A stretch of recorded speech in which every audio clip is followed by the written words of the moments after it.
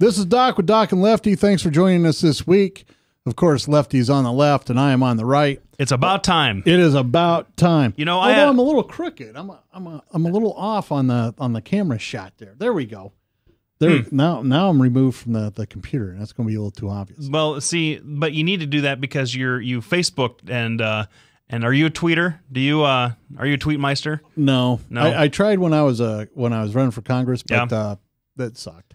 Yeah, I can. I don't do it either, but I can't think in 140 characters or less, so that's kind of my problem. Well, you are a lawyer and you charge per character, don't you? Yes, and for the length of time it takes to read it. Yes, that's so not just what I produce, but also what people interact with. That's right. So, well, we have a lot of interesting things. We have a local boy that made big news, and we'll go over that here in a little bit. Yes, we will. We're gonna go over a little bit about a new tax hike coming, potentially, and then the video feed has frozen on us, but video feed is frozen. It's going to take more than technology to shut us.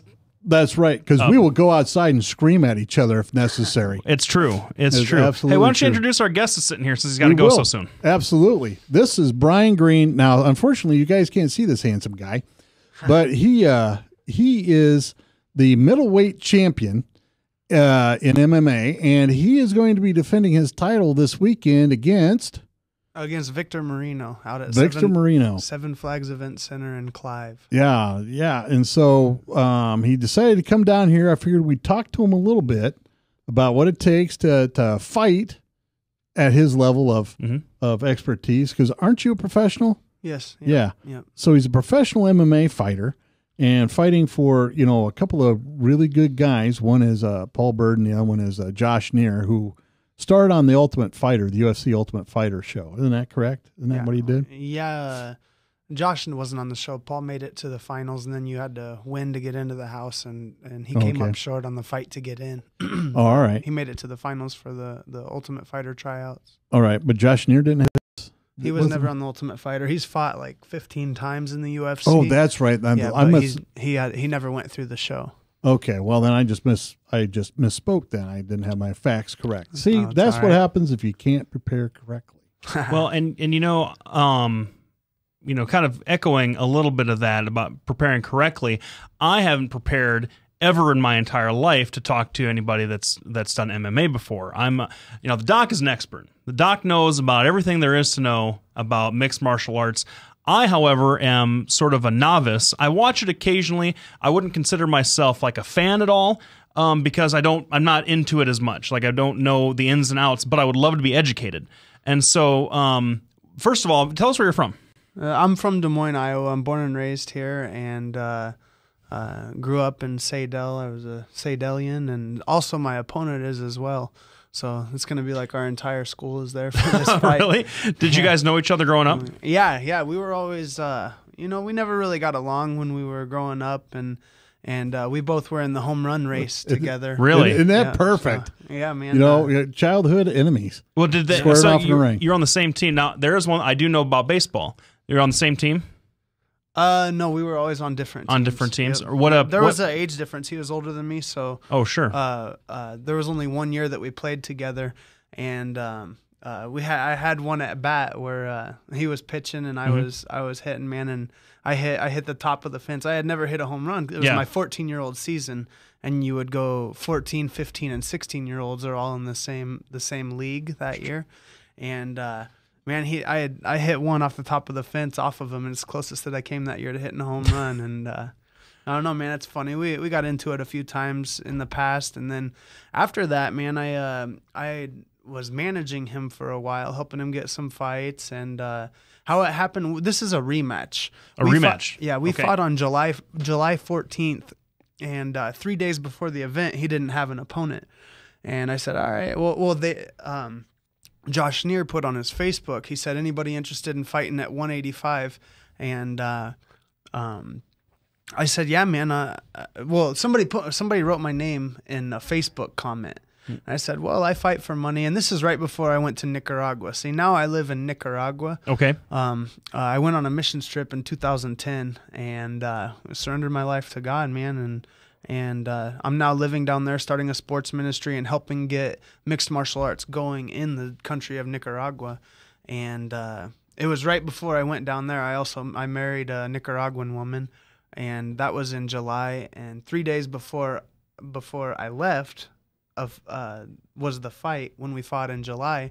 And I fought Kimbo Slice also in a boxing match. Did you really? Yeah, man. And dude, I was winning on the scorecards, and I took that fight on 3 days' notice also, and I got knocked out with 3 seconds left in the fight, man. I was when I was in college, Kimbo Slice became like the internet sensation, right? Yeah. And wait, was that 6 years ago? Yeah, that would be about 6 years ago. Okay, so when I was in law school, so Yeah. I'm older than that, but and I was just like, I was watching this guy doing, these street fights, and how hard does he hit? Dude, he hits hard, man. He's a 250-pound guy that knows how to throw his punches. He's an athletic guy, and he knows how to throw them. But I didn't feel like he liked to get hit, man. And I hit him a lot in that fight. And dude, I was winning. I was up 3 rounds to 1 on all 3 judges' scorecards. Wow. And he hit me over 100 times to the body, and I mean, dude, I was just gassed completely at the end, and perfect timing, 3 seconds left, and he knocked me out. He caught you. Are you a little taller than him? I feel like he's a little bit short. He's taller than I am. He's 6'2", and Okay. I'm 5'11". He didn't have a very long or good career with MMA and UFC. Yeah, in mixed martial arts, man. He was on the Ultimate Fighter TV show. He brought a ton of ratings. It was the most watched Ultimate Fighter, and he became really popular through the backyard fights on YouTube. And then Dana White and the Fertitas, they made a deal with Kimbo outside of the Ultimate Fighter to pay him to come and be on the show. And which nobody knows what that number is. I would love to know what it is, though. But never have to backyard fight again, probably. Yeah, right. And then he went through the show. He lost on the show to Roy Nelson, who's he got inside mount, and Kimbo couldn't get out and got TKO'd. And then after that, he fought once or twice. He fought twice in the UFC, and then he got cut after he lost both of those UFC fights. And then he started fighting pro boxing, and his original opponent, he was supposed to fight Mike Glenn in Springfield, and they didn't. Mike Glenn, there was a disagreement with the promoter 4 days out, and there was an opportunity to fight him. So, and I had fought for that same promoter before, so I said, "Man, let me get that fight with Kimbo. I've lived here for a while." It was in Springfield, Missouri, and I went to Bible college down in Springfield, and I had also started at a gym there, and I had a support group there, and I could sell tickets. And then I knew that I would have a chance at doing decent against the guy because it's just boxing. I didn't have to worry about getting kicked. I didn't have to worry about getting kneed, elbowed, taken down. Only 2 hands for weapons. And, Sure. And man, I did really well until the last 3 consecutive punches right on my chin turned off the lights. No, we're sitting here with Brian Green, the middleweight champion. And he's going to be defending his title this weekend at Cinnamon Flags Event Center at 7 p.m. The fight's put on by World War Fighting Championships.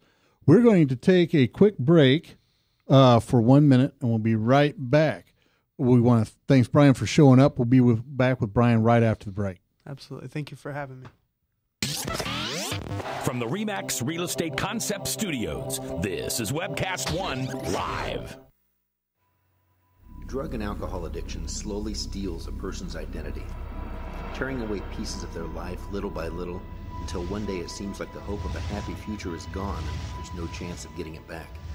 Here at St. Gregory Retreat Centers, we can assure you that there is hope. Our unique approach to recovery begins with the understanding that the dysfunction and damage caused by addiction can be overcome, not just dealt with. Don't let another day go by. Call St. Gregory today.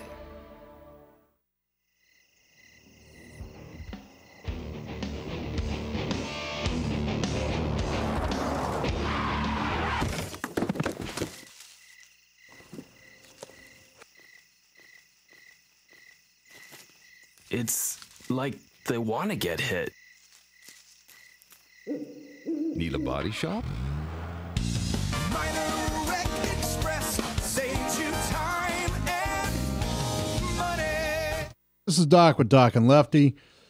Thanks for joining us today. We have in the studio Brian Green, who is the middleweight champion for MMA here in the local parts. He's a professional fighter. This weekend, he'll be defending his title at Seven Flags Event Center at 7 p.m. You can get tickets at the door, or you can go to worldwarfightingchampionships.com and pick up your tickets there. Brian, you got married to a gal in Nicaragua, Yep. and how did you guys meet?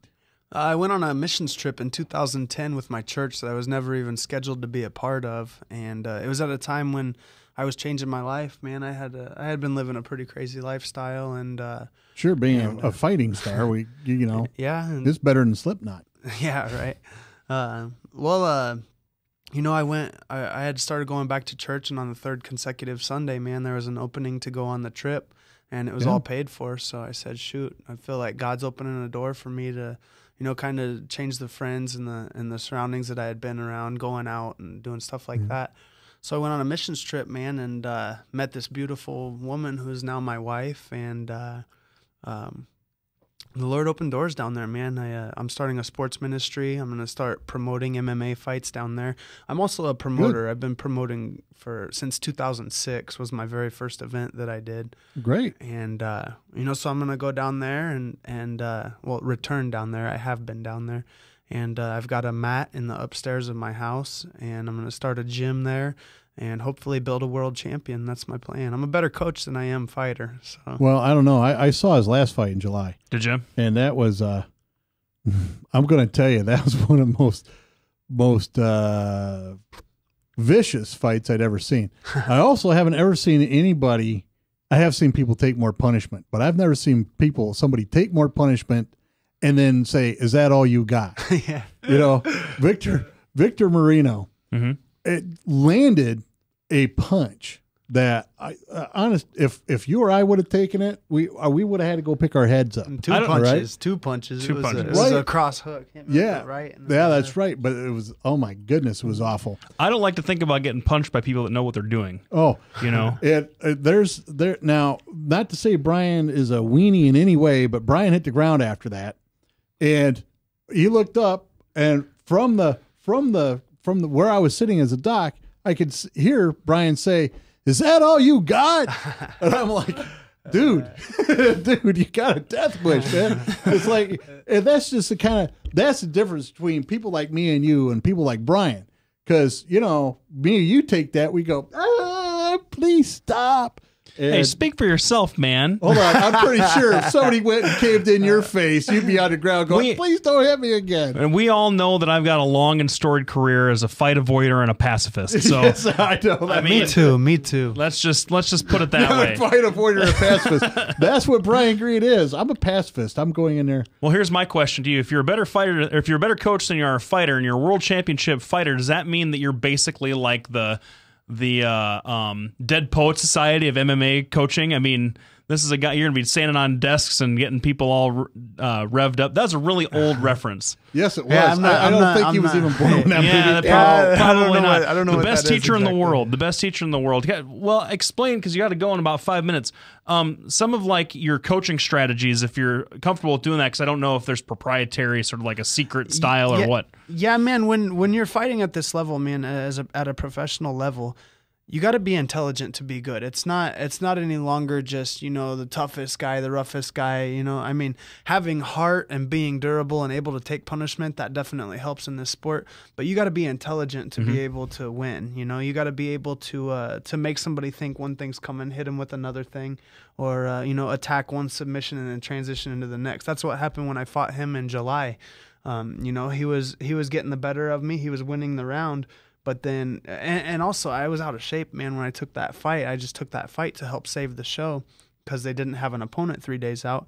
And then I exploded and chased a knee bar, and then I transitioned into a heel hook, and, I got the tap out of that. So, there's a lot of preparation. There's a lot of game plan preparation. It's no longer just amateur fighting going in there, two guys swinging for the fences, and the first one that connects goes down, Now there's a lot of fakes, there's a lot of setups, and the guy who sets his strategy up and achieves his strategy and and makes it happen, that's the guy who's going to win. Is your strategy going to be different this time around, or is that something you can talk about? You know, I can guarantee you it's not going to go to a decision. One of us is going to get finished. Is that what it is? Would you definitely? Would you say the sort of the progression of MMA has sort of become not in the style, but more sort of the overall technique, more like boxing, sort of like, you know, like there are setup punches, there are sort of like there are feints and jabs designed to bring a guy out, more so than I think when MMA was first coming up, you know, 10 years ago, 12 years ago, it was called human cockfighting, I think, because it's so wild and a lot less organized. Like the fights were a lot less sort of structured. And now people are more trained, and people know, you know, people aren't just training. Back then, 10, 12 years ago, there was guys that are just a karate guy fighting just a boxer, or just a taekwondo guy fighting a wrestler, or a jiu-jitsu guy fighting a sambo guy, you know? Now people are training for mixed martial arts specifically. They're training in Brazilian jiu-jitsu to know what to do when the fight goes to the ground. And until that fight gets to the ground, you know, they're practicing their Muay Thai, they're striking standing up. And, you know, so everybody nowadays, especially on the professional level, there's some amateurs, you know, that just train at taekwondo gyms and go out, get in the ring, and sometimes they do well, but most of the time they don't when they're going against somebody who has been trained in mixed martial arts. What's your favorite striking style? Favorite striking style? I went to Thailand in February, and I got to train Muay Thai over there. That was really cool. It was a really blessed experience, man. It was really neat, and I kind of have my own style, you know. I'm not really a traditional Muay Thai guy. I've got a couple tricks that work for my striking in specific, and but you know, Muay Thai is the most used because Muay Thai uses knees and elbows and punches and kicks and sweeps, and that's how you get the fight to the ground or knock somebody out, is using Muay Thai in an MMA fight. Cool. Would you say that would you say that it's that you say you have your own style, that is it better to sort of develop a personal sort of like unique style to the individual, or to sort of try and master a sort of like book? If you master, here's the thing, is if you master a book, then you're readable. And if somebody can read you and prepare for you, then all they have to do is counter what you're going to do, because they know you're going to do it because you're a book, you're readable. You know what I mean? Does that make sense? It makes so say like they can follow your strike combinations. So they know that this is a punch kick guy. So now you want to go high, then go low, and move your head out and circle out this way. But if you do the same thing every single time somebody studies you, then they're going to know what's coming when you fight them. Which is where that intelligence factor comes in. Yep. Well, we're here with Brian Green, the middleweight MMA champion. Brian, thank you very much for stopping by. Keep in mind, this is sponsored by World War Fighting Championships out at Seven Flags at 7 p.m. this Saturday. You can get tickets online at worldwarfightingchampionships.com, or you can pick them up at the door. Brian, thanks a lot for coming in. Good luck on the fight this weekend. Thank you guys very much for having me. It was nice to meet you, and stay blessed. All right, thank you. We'll be back after a short commercial break. Thanks everybody for tuning in. You're listening to Doc and Lefty on webcast1live.com. I'm Brian Leach, owner and general manager of Service Legends. I brought along a couple of the home comfort heroes. Hi, I'm Tammy Wells. I am Nick Wondershad. I'm administrative manager. I'm the senior technician from Service Legends. It seems like every good thing, when you feel it to the bone that it's good, there's a lot of hard work put behind it. I don't think that you can fake it and have it turn out good. You know, if we seem like, okay, that's just weird, it's just a furnace, why would you believe so deeply in a furnace? It's not just that, you know, we want to show the world that you can have good service. Yeah, I mean, it's gotta be, it's your home. You know, it's built into our daily trainings, it's built into our culture, that we're gonna do whatever it takes to have each client say they love us, period. That's why we spend all the hours in the training that we do. And if we guarantee it's gonna be a good experience for you, or else it's free, what type of work do you think we're gonna do? There is a guarantee. Temperature selection guarantee, fixed right or it's free guarantee, comfort guarantee, best value guarantee. All of these guarantees hold us accountable to ensuring that we exceed your expectations. And if for whatever reason we'd fail and we can't make it right, We guarantee all of those guarantees with a 100% money-back guarantee. I mean, if you don't think that your technician can fix it right, are you going to say that to a client? No. You don't have to worry about having a technician come to your house. We drug test, background check all of our team members. We put safe people in your home. Each and every one of our service techs, 400 hours a year in training. You tell it the minute they walk in the door. They know what they're doing, they've done their homework, and they actually truly care about what you want. Because at the end of the day, you're the person that makes sure I have a job. They're going to be listening. They're going to want to know what your challenges are. Then they're going to come and give you options, and you get to choose. If I'm there to help and I make it easy and painless, I did my job right that day. Well, when it comes to your comfort, safety, and your family, you don't necessarily go buy the most expensive, but you get the most bang for your buck. Oh, it's worth it, because there's a lot of people that will find a way to get it to work right now and then leave and then come back, charge you again, and the cycle just repeats itself. So when I'm out there looking at the furnace, I want to find why it failed today. How can we change the part today with something that you're not going to have to worry about? Is it worth changing the part today? I mean, you can put a lot of money into a furnace. I can fix parts all day. There's good job security in that for me. But is it the right thing for you?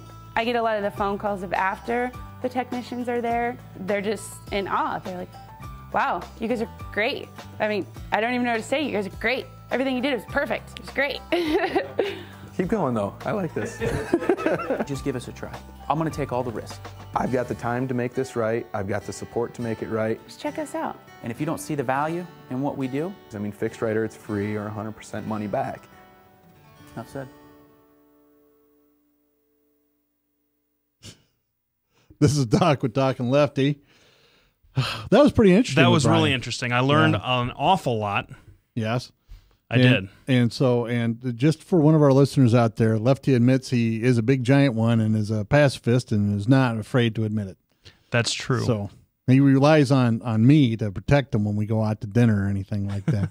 I actually hold the door for him a lot. I mean, all I can say is that I bruise, I'm a crier, and that's there's more, but I just get a little bit teary-eyed. Weepy just thinking about it. My God. You're going to cut away from Lefty there so we can let him have a chance to recover.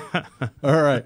So I was at the legislative breakfast this morning. Now, it's sponsored by Clive. I think it was Clive, West Des Moines, Windsor Heights. I think those are the three that sponsored. Okay. And there's there's Peake County there, and I think Lieutenant Governor Kim Reynolds. I think that she was there. So it was Peake County, Chris Hagenow, the new senator from Pat Ward's old district. Okay. And a couple other people. And there's a lot of interesting questions. They're the typical, what are we going to do to keep the state in fiscal shape? Mm-hmm. And one of the things that I found that was very interesting that Peake County said was that they're going to visit increasing the gas tax here in Iowa. And they don't know if it's actually going to make the floor, if they're going to introduce a bill.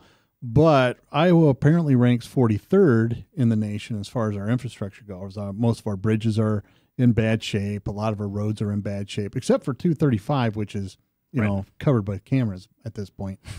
And so I found it very interesting that we have close to an $800 million surplus, yet they're going to raise gas taxes in order to help our infrastructure. Right. And so I'm going to let you take it from here. Well, I remembered that, let's see, in about 2008, 2009? Something like that, yeah. It was a little while ago when Chet Culver, right in the midst of the big, the fiscal crash, Culver was sort of trying to patch up some budget holes, or he wanted to. After his tenure, he did, and it was something that either, and I can't remember correct. I was going to do some research on this, and I got too busy. I was in Inola for about 2 hours, which is I'm sorry. It's a tough day when you're down there for 2 hours. But he either needed to do it before the 10% across the board cut or afterwards. I can't remember which one, but he had proposed using some of the road use fund to patch up some of the budget holes, if I'm correct on that. And someone correct me if I'm wrong, because it's a little bit hazy to me. But and the Republicans and the opposition threw a gigantic fit for two reasons, and they were legitimate reasons at the time. that road use fund is a different fund that the state uses for purely infrastructure projects, and it sort of operates as a rainy day. I mean, the state also has a rainy day fund, but the road use operates as sort of a dedicated rainy day fund in case there's potholes that need filled up, or one of the bridges in Madison County collapses. Something along those lines, where they have that money set aside. This is from the Des Moines Register specifically. Yeah. Chet Culver vowed Friday to take on the state's powerful road construction industry. This is in 2009, and press the legislature to pay for the Iowa State Patrol.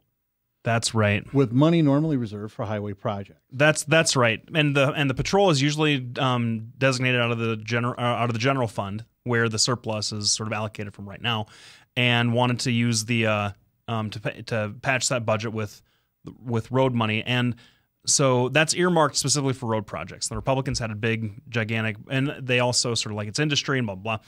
So it didn't really get done. And one of the Republican ideas at the time was to raise the gas tax. Now this has had bipartisan support for years. We pay one of the lowest state taxes on gas in the country, and we've always enjoyed fairly decent infrastructure, like our the highways and the U.S. roadways and things throughout the state have always been fairly decent, and our bridges have been okay. I didn't realize we had sunk that low, but that Republicans, Democrats, and I believe the governor supports raising the gas tax as well. Saying in the argument, the basic argument is it goes into the road fund. The road fund is designated to fix up our road infrastructure, our highways, and our bridges. So we should ask everybody to pay a little bit more at the pump because they use the roads. And the biggest problem that I have with this, obviously, for any sort of tax increase of this nature, is that the folks that really hurt the roadways in Iowa are semi-truck drivers that pass through the state. Like semi-truck travel is the single biggest destroyer of highways and bridges in the country.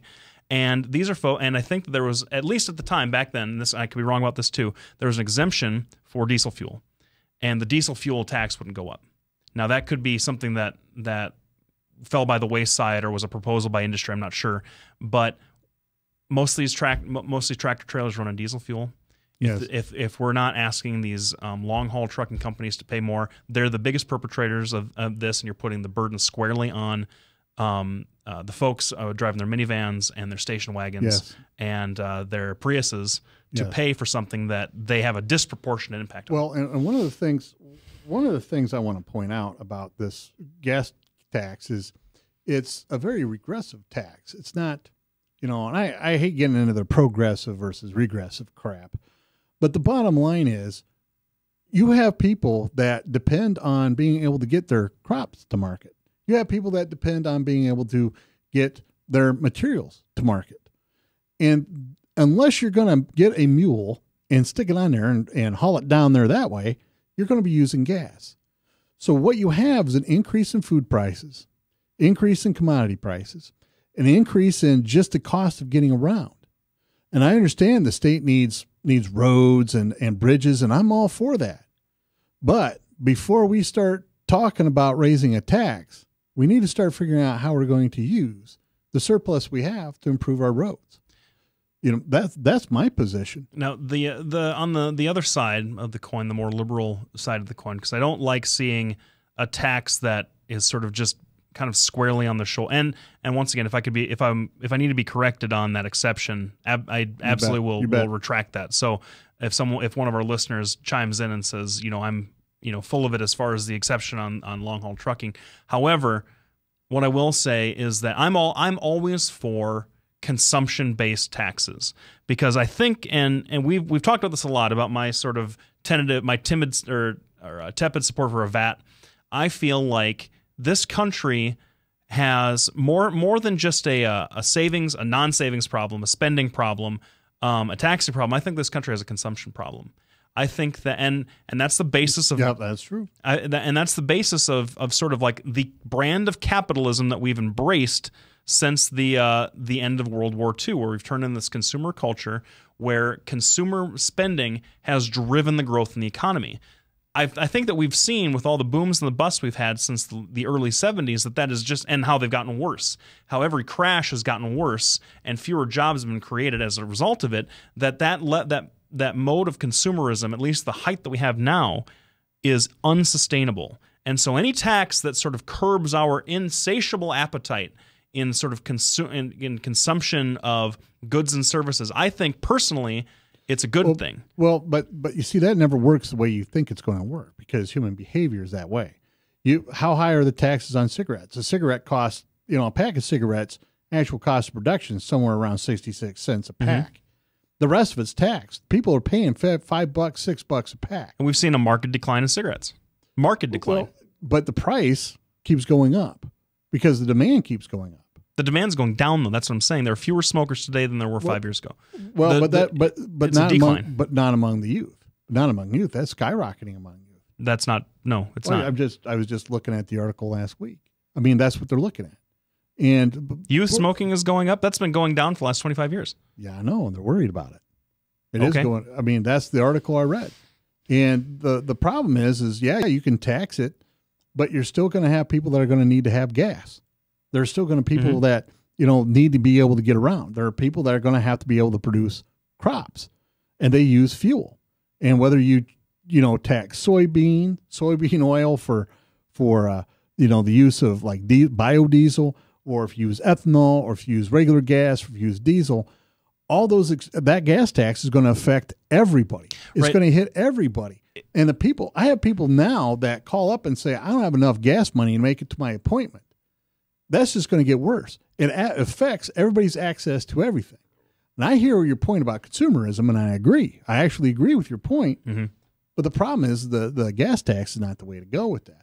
Branstad apparently had considered it and taken it off out of play this last go around. And the Republicans are going to be talking about it. But I'm going to tell you, there's a lot better way to get money for our infrastructure rather than increasing the gas tax. What like what? What would your policy proposal be? Because the regressive side of it, I don't think is doubtful, and we can argue on whether or not regression in that area is a good thing or a bad thing. I mean, it's interesting that you talk about cigarette taxes, and that the old adage that you always hear from folks that preach fiscal responsibility is if you tax something, you get less of it. And what you're telling me is that you're taxing cigarettes, we're getting more of them now. And so, that's because that's people's behaviors. See, part of the problem is people we talk a lot about this, about cultural psychology, and people that make policy are usually bean counters that really don't have a clue as what's going on emotionally with people or psychologically with people. And you can tax it, but if there's a strong enough desire, people will find a way to do it anyway. Everyone's got enough money for their vices. That's absolutely absolutely true. And so, you asked me about what I would do for our policy. Well, the first thing I would do is look at the surplus we have. We have $780 million. Let's figure out that to the good. Let's figure out how many bridges, the worst bridges that need to be fixed this year, allocate $200 million of that surplus to fix them. But that's not a real surplus though. That's a surplus projection, I believe. No, I don't think it is. I think that it's an actual honest goodness surplus because who's the gal that ran against Chris Hagenow? I can't remember her name. She was up there talking about how we already have $780 million in surplus, so let's start spending it immediately. Now, I think we need to prioritize how we spend. We need to have an honest discussion. Do we want to have infrastructure? And if we do, then we need to allocate money for that. Do we want to increase our schools? Have you seen the condition of some of these schools? Yeah. And so let's start improving infrastructure that way as well. $780 million when you start talking about schools and infrastructure is going to evaporate like water in the desert.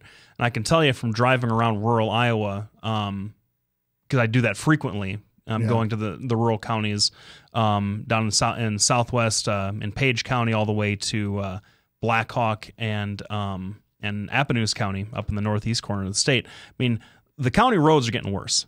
Yes. It's absolutely true, and they probably haven't. And a lot of those state highways haven't seen new asphalt trucks in probably 25 years. And I would agree. And so that's now, are they so dangerous. Now, if you have ever traveled down on some of the back roads, like if you go south of Ottumwa down to Kirksville, Missouri, you ever been down there? The state line is really stark because Missouri is worse even than that. Absolutely. I mean, if you're going on east-west on Highway 34 and then go down to Missouri, it's another world down there. Yes. So we're not quite that bad. No. But do we want to get there? No, and no, we don't. But part of the problem is bridges are dangerous. The I-35 collapse up in Minneapolis, that's a great example. So let's focus on what we want to do first. Bridges. Pick out the worst 10 bridges and fix them, right? And we do that this year. Next year, we'll continue with our surplus. We'll fix those bridges. Very slowly do it. What part of the problem is they'll say, well, we need to do this, but then they won't allocate the money. That happens all the time in human services. I mean, that's what I deal with all the time. Oh, we're supposed to have this. How come you guys aren't doing it? Because we don't have any money that you said you're going to provide to us to do it. Right. Did you at the breakfast, did you hear any sort of call, since we have such a big surplus, for any sort of like tax cut at all?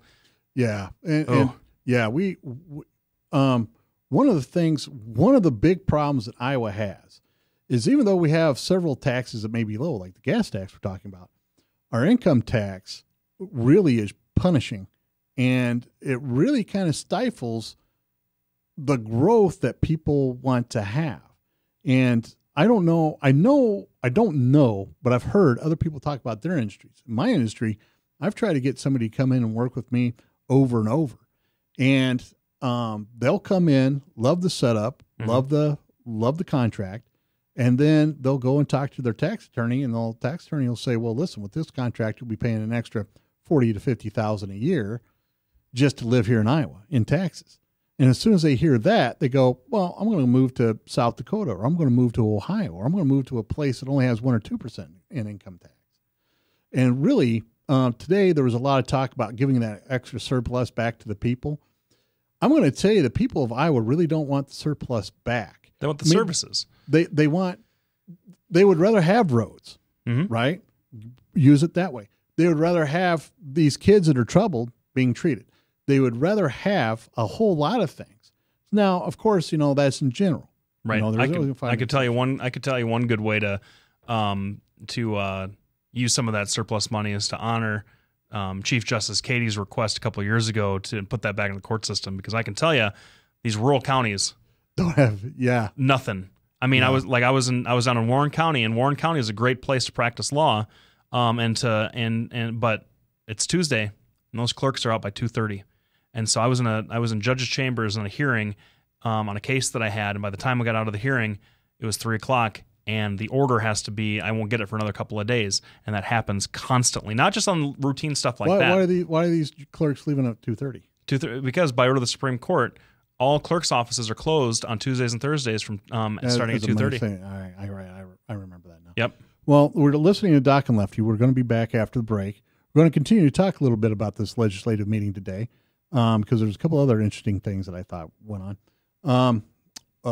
You're listening to Doc and Lefty on webcast1live.com. We're here every Tuesday with the exception of Christmas and New Year's, and we'll see you back here in about a minute or so. Is it a minute commercial? Great. Thanks for tuning in. From the RE/MAX Real Estate Concept Studios, this is Webcast One Live. Whether you're 10, 25, 50, 80 years old and beyond, everyone needs to live within their means. I'm Tom Coates with Consumer Credit of America. For almost a quarter of a century, we've helped people of all ages learn to manage their personal finances to benefit them far into the future. When problems arise, we've got the experience you need to make those debt problems go away. Got financial problems? Call Consumer Credit of America.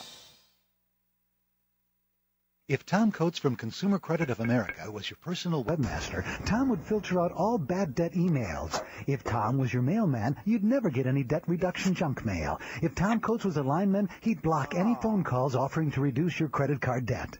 Hi, I'm Tom Coates with Consumer Credit of America, and we're still your best choice for credit counseling. We're local, we're accountable, and we can do more. You make the call when the time's right for you. When it comes to competition, there really is none for Consumer Credit of America. This is Doc with Doc and Lefty. We are back. we had a pretty good break for 2 weeks.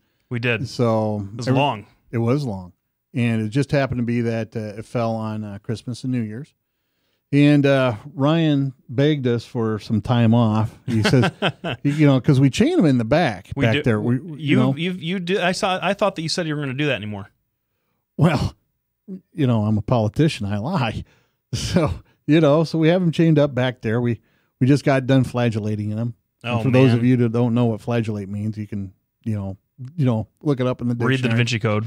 Yes, that's right. So what else did you? You said that you had some other things that you liked at this legislative breakfast. What else was going on? Well, one of the things that I found that was interesting was people were talking about property taxes. That's the other big thing, isn't it? Yeah, it's the other big thing. And I don't know if you know, but about that building, and the taxes on that are $2,300 a month. So that's just somewhere around $27,000 a year. Just for a building. Mm-hmm. It's not a big building. It's just a regular building. It's not even on a main road. It's on Meredith, kind of tucked in behind everything. It doesn't have that great a frontage, which was great for my office because, nobody wants to be seen going into the shrink's place. Yep. But $27,000 a year is what I have to pay. That's one of the things that I believe led to my dad's demise financially is, he's paying $100,000 a year for his buildings.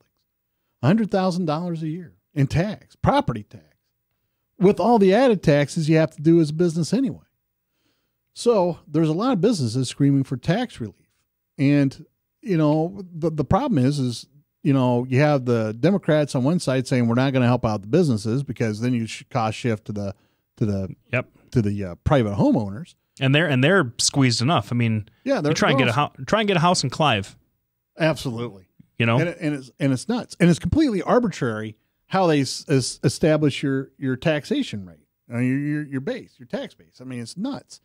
Well, I've heard that if you're out in the western sides, if you're on the west side, getting to the Waukee, the Adel, even as far out as Dexter, it's a lot better because there's more room. Yes. The problem with Clive is it's completely closed off. There is you are not going to expand anywhere else. No, it's landlocked. It's done. Absolutely. You can get on the north side in Urbandale and get some pretty decent properties. I know that, I rent. I don't own any property, but the rent that I pay at my apartment for the kind of apartment it is and the location it is ridiculously cheap. And for what we have in the apartment, the square footage, which suggests to me that the taxes on the entire building itself are fairly low. We're out west of the country club, almost to Waukee. So, but are you in Polk County or? Yeah, we're Dallas County. Well, that's the difference. Yep. I mean, Polk County is ridiculous. Yeah, Dallas County is, and that's where you're seeing a lot of the folks move. Yeah. Now, the question that I have about any sort of tax, Branstad has called for significant property tax reform. Yes, and I hear you. Once I start owning some commercial property of my own, and that's sort of the plan over the next few years, it's going to be one of those things that you have to worry about is whether or not you can afford the taxes on a building. I think that if he's going to focus on commercial versus residential, I don't think he's going to get anywhere. Is the problem because even you have businesses screaming for help, but you also have the homeowners screaming for help. But if you try and reform the whole thing all at once, which seems to be the only way you'll be able to do it, you're going to bottom out the property tax base around in the population centers. What would you tell Branstad to do then? What I tell Branstad to do, I have no idea. Honestly, I really don't, because he's caught between a rock and a hard place. Great, that's great advice. It's a complicated thing. Yeah, he's caught between a rock and a hard place. I mean, there are so many more factors. I feel like he should probably sit on the residential portion first, because there are so many more things, and you know this yourself, so many more factors that go into the growth and expansion of a business or an industry than just the property taxes. I mean, you're looking at the federal stuff with the federal withholding, or not the withholding, the Medicare and the Social Security taxes. You're looking at healthcare spending, things like that of that nature. So even though most business owners that operate small businesses in the state do not own their own property. don't own their own commercial space. Yeah, they rent it from a landlord. Yeah, because it's not cost effective. No, it isn't. And so you could have these. I mean, and with the landlord, and I saw it in a restaurant that I was that I had a relationship with, where the landlord lost the building, and so somebody else came and snapped it up, and was going to charge the current tenant all kinds of crazy drastic rent, and he just quit. Yeah, shut down. Most everybody got their jobs back when it reopened as the new restaurant and the new ownership, but a lot of people got laid off and we're off for 6 months. You can't handle that. Part of the problem with this reform that needs to happen, Everybody agrees on that, even the Democrats. And the trick really is, you also have to reduce excessive spending. That's the only way you're going to be able to get things to balance. If you're going to reform the property tax, you have to go with what is your property tax base, right? If you look at what you pay, businesses support at least in equal measure to everybody else that, commercial property owners support in equal measure to the private property like homes. The trick really is going to be, you're going to have to reduce some spending at the same time. The problem really is everybody feeds on the property taxes. States do, municipalities do, schools do, everybody does. Yep. So you're going to have to figure out a way to cut back on waste and gradually start reducing the property taxes. The problem with people is they want big tax cuts now. That can't happen. It's going to be a shock to the system. The problem with commercial property is generally those are the people that hire at least 2 or 3 extra people. Homeowners don't hire anybody. So you have to look at what's going to generate more money. Is the person hiring somebody going to generate more money for your community, or the person sitting at home not hiring anybody? Well, but I don't think it's a 1-to-1 necessarily in that particular sense, and here's why. If you have because remember, a commercial property owner himself or herself, or if it's a company, is probably not going to have, like the guy that owns this building, for example. We don't work for that guy. That guy's not creating any jobs. The only value that's created is that he's provided a space, or he or she has provided a space for us to do what we need to do. So I don't think that any kind of value that we create can be directly ascribed to the person who owns the building, because otherwise. But I have 3 people that maintain my building. I hire 3 people to maintain my building. I understand that, but what we're directly referring to is, so say the tax on the tax on the building go down, for example. Say so the owner is saving more money in the building, and that money is going presumably to the folks that he hired. Sure, you're gonna shift it over and pay those folks. Those folks go out and pay income taxes or pay their sales taxes or whatever.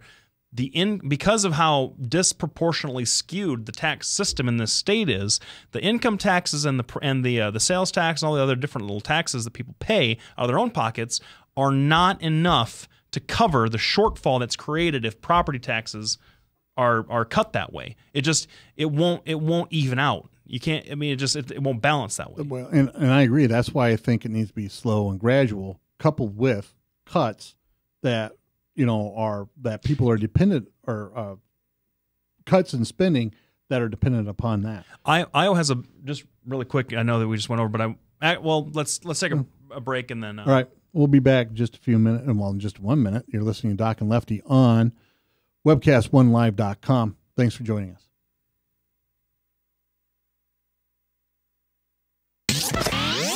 From the RE/MAX Real Estate Concept Studios, this is Webcast One Live. Whether you're 10, 25, 50, 80 years old and beyond, everyone needs to live within their means. I'm Tom Coates with Consumer Credit of America. For almost a quarter of a century, we've helped people of all ages learn to manage their personal finances to benefit them far into the future. When problems arise, we've got the experience you need to make those debt problems go away. Got financial problems? Call Consumer Credit of America.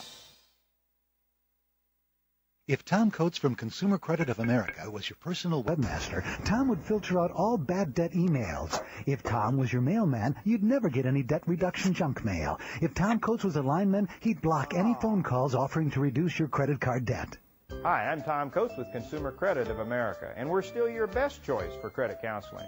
We're local, we're accountable, and we can do more. You make the call when the time's right for you. When it comes to competition, there really is none for Consumer Credit of America. This is Doc with Doc and Lefty. You're listening to us on webcast1live.com. We're here every Tuesday at 7 o'clock. Before the break, we were talking about property taxes and how to be able to reduce them without a tremendous shock to the system. Lefty had a great idea, but we had to cut to commercial because, we have to keep the doors open. Well, I didn't have a great about necessarily reforming the system, but because we just it's difficult. I think if we're going to decrease or figure out a different way to close some sort of loopholes. But I mean, one of the things that you start having to look at are some of the deductions in property ownership that we have, and free up some of that money. I know that's mostly federal, but yeah, because federal money won't trickle back down to us. Nope. So for me, it would be trying to figure out a different way to get the base that we're reducing otherwise. Sorry. Well, I just remembered what I was about to say. I was kind of babbled there because I forgot what my point. Nobody babbles on this show. No, not ever, not ever. But I guess my question would sort of come in general is what we could cut, because Iowa is one of those states that has a balanced budget amendment, just like most of the states in the country. So by constitutional edict, we have to balance our budget every 2 years now. I think that Branstad pushed it to a 2-year term rather than a 1-year term like it always had been. I mean, what can we cut then? You know what I'm saying? Because there's a lot of things you could do. One of the things, I mean, cities depend on this a lot. Mm-hmm. Part of the problem is you can't attract new businesses if your rent is so high, right? If that's essentially, if it's $2,300 a month, that's a renter and a half for me, right? If I can reduce, in fact, I just lost a tenant today because there was not a tenant but a potential tenant, because the rent that I had to have, right, and what he could afford to pay, there's a gap. And the problem is there wasn't a way I could reduce the gap, because then I would be losing money. Right. So if I was able to reduce that tax, I would have been able to have that logistics firm in. And instead of being in Des Moines, utilizing Des Moines businesses, they're now going to Ankeny because the property taxes are lower. And, we have a caller. Oh, my goodness. So we're all excited. Yep. We better get our helmets on. Absolutely. But anyway, I mean, you have to start doing it. So what if, those 8 guys that wanted to move in, what if, they're now using our local, local restaurants, Northern Tool and Light, all those things. Fair enough. All right. Who do we have, Frank? We got a gentleman named Timmy on the phone. Timmy, are you with us? Timmy. Yeah, I'm right here. Hey, Tim. Hey, Doc. How's it going? I just wanted to raise a few issues that I had with some things that you were saying about maybe lowering taxes just on commercial. My stance is we need to lower property taxes across the board, not just on commercial. All right. Because you had said that, you raise the taxes on, those taxes are higher on the commercial properties and people can't hire as many people. But then again, you got families starting out in a new house and, they need to raise their kids. They need to have lower taxes as well. So I just wanted to make sure that you weren't saying, hey, they can pay a little bit more just because they're not producing jobs. Absolutely. But I'm saying is if you have to pick one, who's going to generate more income over the long term? It's not going to be the private property owner. It's going to be the commercial property owner. Simply because he's going to be able to bring businesses in that are going to utilize local businesses. But just sort of piggybacking off of what Timmy said, and that was one of the things that we agreed about, Timmy, earlier in the show, is that you can't have one without the other, and you can't. Absolutely. It has to. If you're going to cut them at all, it has to be on everything. But the big problem that I have, Doc, is that most of the tax revenue that comes from that goes to local schools comes from residential property taxes. Commercial property taxes don't pay as much because there's not as much around them. And so, and that allocation comes mainly from homeowners in the particular school district. And so, and I agree. And lowering, and this is where, that's sort of like the conservatives are going to jump all over me, but lowering residential property taxes, even though it's going to help the homeowners themselves, is going to hurt eventually. And this is what we talked about a few weeks ago, is going to hurt that tax base in that public school system. Yeah. Mm. Yeah. Now, go ahead. I don't know. The way I see it, though, is that the private land or the private taxes, they're getting kind of more out of it, because if you own a home, you got kids, you're paying for them to go to school through those taxes, whereas businesses aren't sending anyone to those schools. They don't need as many, they're not paying for the snow removal in front of their roads. They've got to pay for their own snow removal and, such like that. Yeah, that's right. And I think the private owner is getting more value for their money than a corporate or well, and that's been a criticism of corporate taxes, is corporations. Well, hold on, not corporate taxes. I misspoke. Commercial property taxes. Right. Commercial property. Thank you. The problem is for the amount of taxes we pay, we don't get benefit from that, and I mean not nearly as much. I mean, you pointed that out. So one of the arguments is from the conservative side is, let's reduce the taxes on the people that are going to generate more income and don't create as many service needs as those private owners. My perspective is, though, you have to be conscious of the communities that you're in. And that's why I think that you need to reduce both taxes at a gradual rate, and that way it gives the school systems, whoever else are going to depend on this, time to adjust. Absolutely. And I believe if you do both of that, you'll be able to encourage more people to come into your community. The more people you have, even though you might need more services, the more people it is to share that. I mean, it's like, it's a lot different to build, the waterworks for 10 people as opposed to 100,000.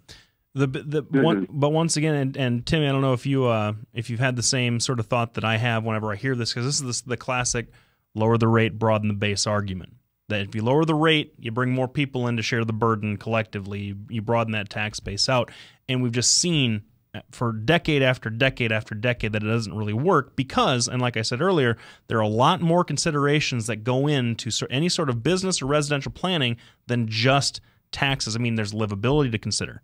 Yes. There are, sort of like the attractions that but get huge tax breaks. They get huge tax breaks to come here. But the opposite. At the same time, if you raise the taxes on those corporate or the business, commercial property taxes. Yes. Yeah. If you raise those commercial property taxes, it's really not the business owners that's paying those taxes, the people that's purchasing things from them. I mean, that's economics 101. But you don't pay those taxes. You just raise the price of whatever you're selling. And so you're really hurting the lower end people who can't afford as much by raising those taxes, because they're going to end up paying them anyways, not the business owner. Yeah, but then you get a person that owns, like a small business owner like me who owns his own building, or my dad who owned his own buildings. I can tell you that I just lost a tenant because of that, and my dad suffered his financial losses because of property taxes, because at some point there isn't a way to be able to pass that on. So at some point you become non-competitive. Now lowering all the taxes, broadening the base may not pan out all the time, but I can guarantee you increasing the tax base never works out. If you look at a lot of these cities that have intense poverty, Detroit being the one that comes to my mind, they have a very high city tax rate. They have a very high county tax rate. Drove everybody out of the area. And when you start driving businesses out of the area, businesses stabilize an area. When you start driving those businesses out, the unwanted elements come storming in. And I mean, we know that. So there's a way that you have to be able to reduce the taxes that isn't a shock to the system, that you can still keep creating this stuff. I mean, if you're talking a 2 to 3% decrease in your property taxes, that's something that's going to shock the system. You can't do that.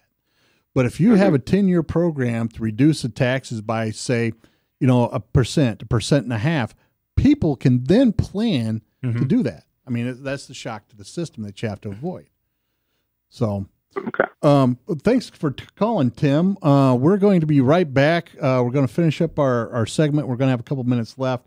We have to do a shout out to a couple of people that made national news. We're really excited about this. It's fantastic. It is. Thanks for calling, Tim. We'll be back in a minute. You're listening to Doc and Lefty on webcastlive.com.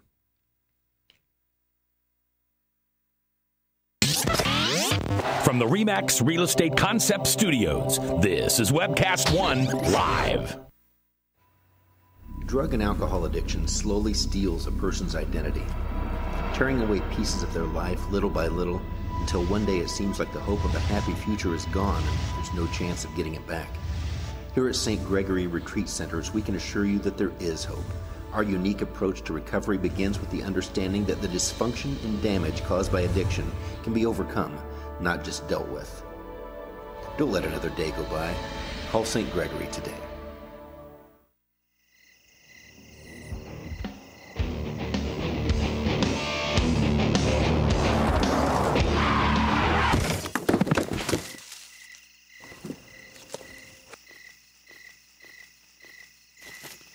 It's like they want to get hit.